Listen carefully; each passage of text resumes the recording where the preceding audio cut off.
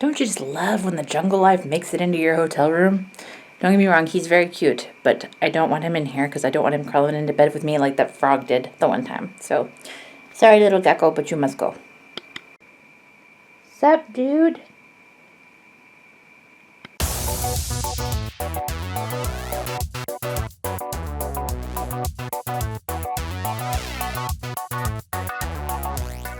Hey guys, welcome back to the STEMulus. I'm Steph, and in case you can't tell, no, this isn't French Guiana. I'm actually home, and when I got home, I figured out that, oh wow, I forgot to film 3-4 weeks worth of filler material. So from here on out, all of the intro material that you see at the beginning of these videos will be shot in my office, which is a mess. So I'm gonna film the bookcase behind me, which is like the one thing that is in order.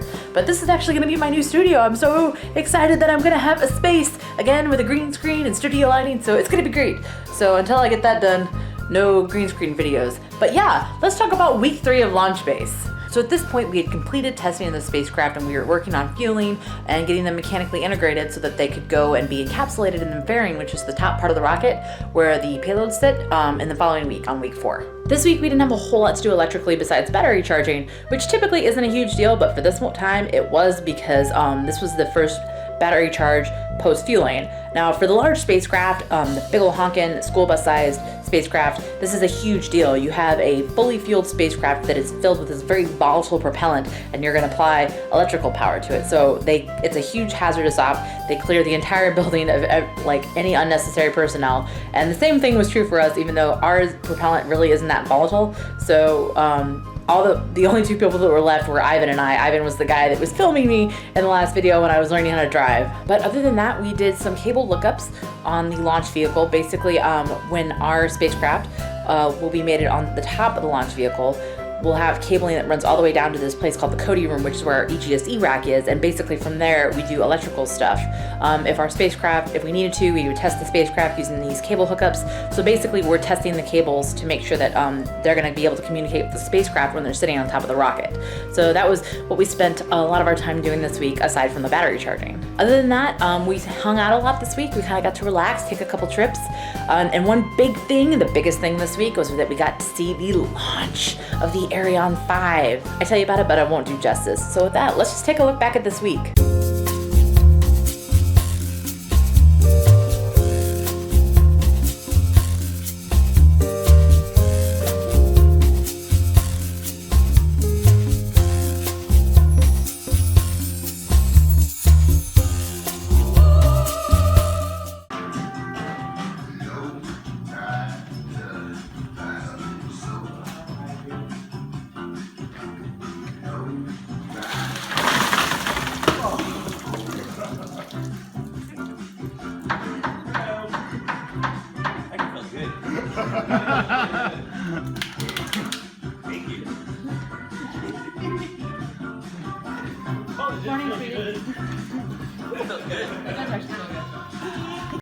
Hey guys, it's Wednesday, and today is Arian 5 rocket rollout day. So I'm heading over there with my buddy Ivan. Say hi, Ivan. Aloha. And we're gonna go watch a big ol' honkin' rocket roll out, and it's gonna be awesome. So yeah, stay tuned.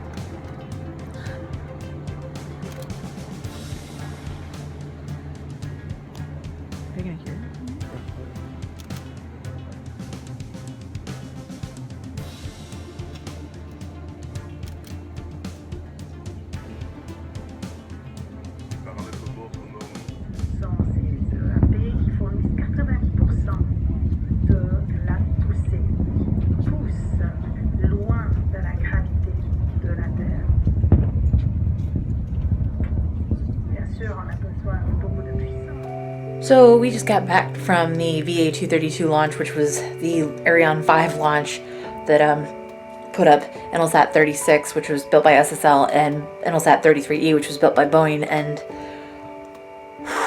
so many thoughts, so many emotions.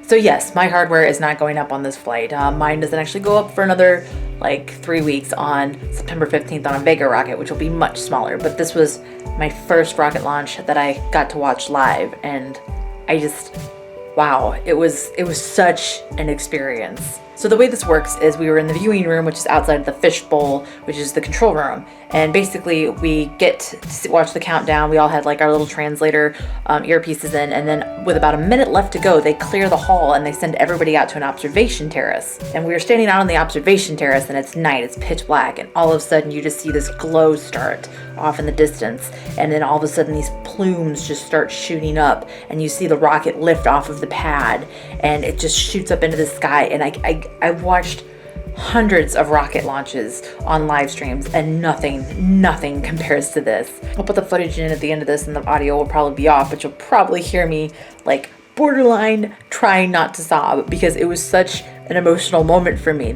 I've never seen anything more beautiful than this.